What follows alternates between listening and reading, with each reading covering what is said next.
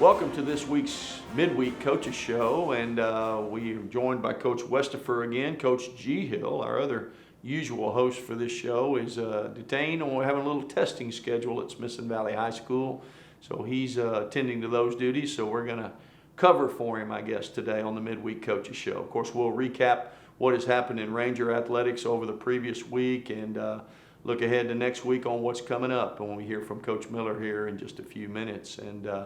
But before we do that, let's go back to last week's football game. We had our homecoming game here at Ranger Stadium on Friday. We played the Lehman Lobos, and we're fortunate to come away with a 48-0 win at homecoming. So we did our part for homecoming, and of course we had the King and Queen crown and the homecoming dance last Saturday, all the things that normally go with homecoming week. So let's go back to the game. We started out about as well as you can start out. We returned the opening kickoff for a touchdown. Got a 3-and-out on defense, and then we scored on our first offensive play and kind of rolled from there. And Coach Westifer, of course, is our defensive coordinator. What did we do well defensively? Obviously, we got a shutout, second week in a row. We haven't given up a touchdown in a while. Yeah, but let's not talk about that. I jinxed us. Kind of like talking about a no-hitter in baseball while it's going on. But we obviously played well. Yeah, the kids did really well. I was pleased with them. We talked about limiting explosives, and Right. we had 3 by our definition, but their longest play from scrimmage was 15 yards. And we've done a really good job defensively, I think, of not giving them the big chunk plays, the 50, Right. 60-yard plays, or the big touchdown plays, obviously. But I was pleased with our kids there. We were able to create 3 takeaways. Right. Finally scored on defense. Weston Ross got him a pick 6. And you know, he's been an impactful football player for us all year. Zach Genrick got him a pick there in the end zone when they were driving on us and stopped the drive. And then Cade Spradlin, one of our linebackers, was able to recover a fumble. So created some turnovers, limited their explosives, and you know, our offense did their normal thing of keeping the ball the majority of the game. Right. And all equals up to a good night for the Rangers. Well, you know, you mentioned explosives and turnovers, and I'll speak for G. Hill here since he's not here to talk about our offense. You know, we gave up 3, but we created 8 explosives. You know, that's runs over 12 yards, passes over 18 yards. That's what we define an explosive play. So we gave up 3, created 8. Turnover margin, as Coach Westifer said, we got 3 takeaways, including 1 for a touchdown return. We turned the ball over once, which is 1 more than we need, but +2 in turnovers. And so when you look at analytics and study statistics like we do, when you win those 2 areas, explosives and turnovers, you win the game over 90% of the time. So we put a lot of emphasis on that here. Our defense, you guys spend a lot of time in practice on that. Yes, sir. Yeah, we try and you know, talk about that every day. And then team, we always have down and distance situations. And try and get the kids to play the play, you know, play the situation.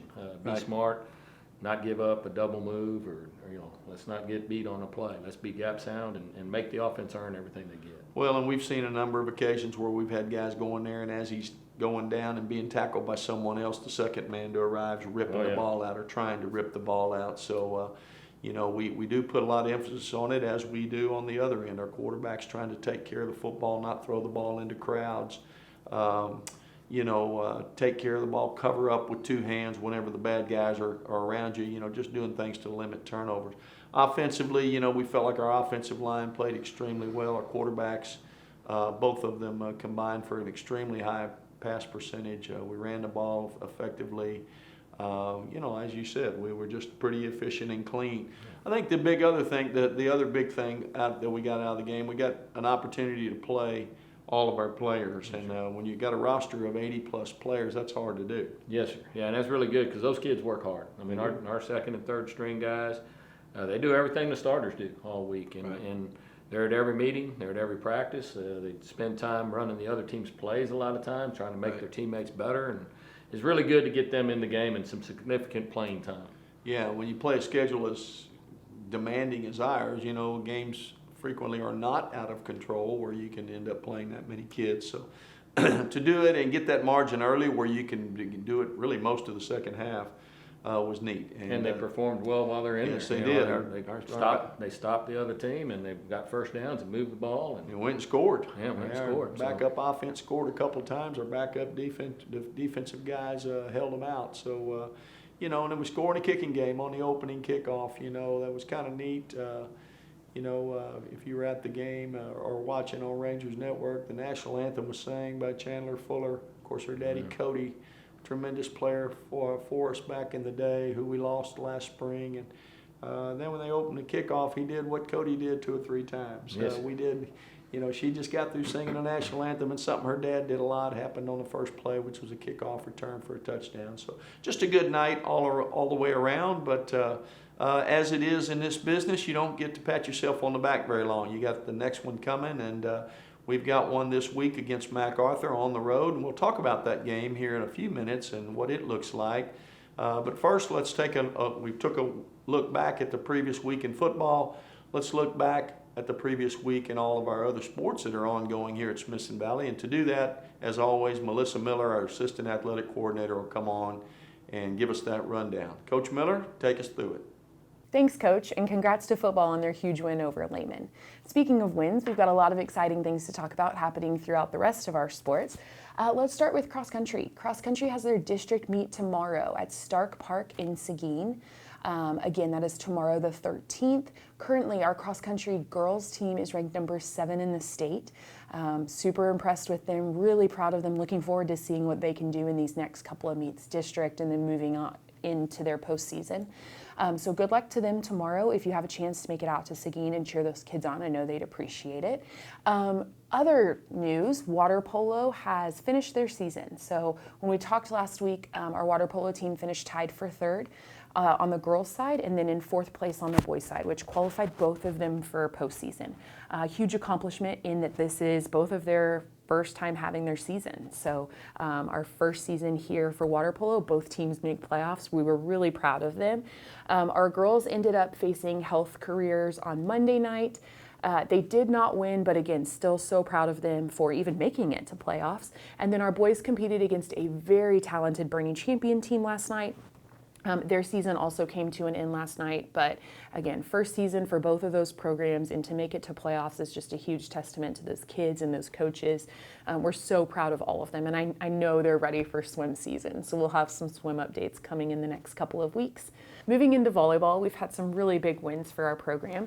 Last Friday, we faced Veterans Memorial here at Smithson Valley. All 4 teams brought home wins, as they also did last night when Wagner came. So we're really proud of all 4 teams bringing home wins. We're on a good little win streak. We hope to carry that through. This Friday, we travel to Kerrville-Tivy, and then we head to Canyon next Tuesday, which will be a big game. Currently, they're in 1st, and we're in 2nd.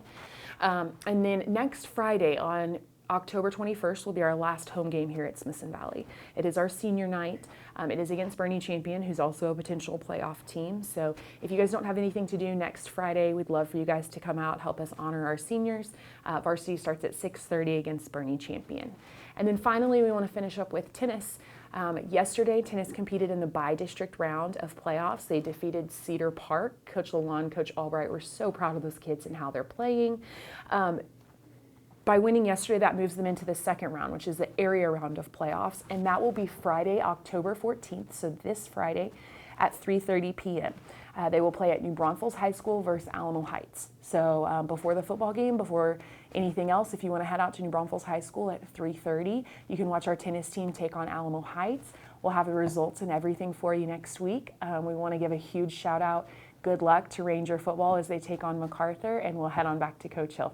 Thank you, Coach Miller, for that update, and as always, congrats to our team. We got a lot of successful things and a lot of successful programs going on, and we got some more that are about to launch, and so we look forward to seeing what the next week brings. And of course, in football, the next week brings just the next district game. We're 3-0 in district, as is Seguin. It's also 3-0 in district, and then we have 3 teams: Wagner, Canyon, and help me out here, Hayes. and Wagner, Canyon, and Hayes, who are all 1 game back at 2-1. So it's pretty crowded at the top. That's getting ready to begin to separate a little bit, with 4 games to go. And our next game is against MacArthur, and We're going to Hero Stadium on Friday night, 7 o'clock. Got to get back on the road. Been a while. You know, we had a home game against Canyon, an off week, then a home game against Lehman, and so it's been a while since we've been on the road, and we're getting ready to head to Hero Stadium. Let's talk about MacArthur. Coach Westerford coaches our defense, of course, and what about their offense and what challenges do they present? Well, they're like us. They dropped down from 6A, so they're used to a high level of competition. They've got a couple of receivers really good. The quarterback's a junior. He's a good football player. He runs the ball well. It's their leading rusher, I believe. Yes, sir. Yeah. Tailback is a sophomore who has had some explosive runs. We'll have to do well with him. They also throw the ball to him out of the backfield some. And they're pretty traditional offense. They run some of the Wagner type triple option stuff though out of shotgun.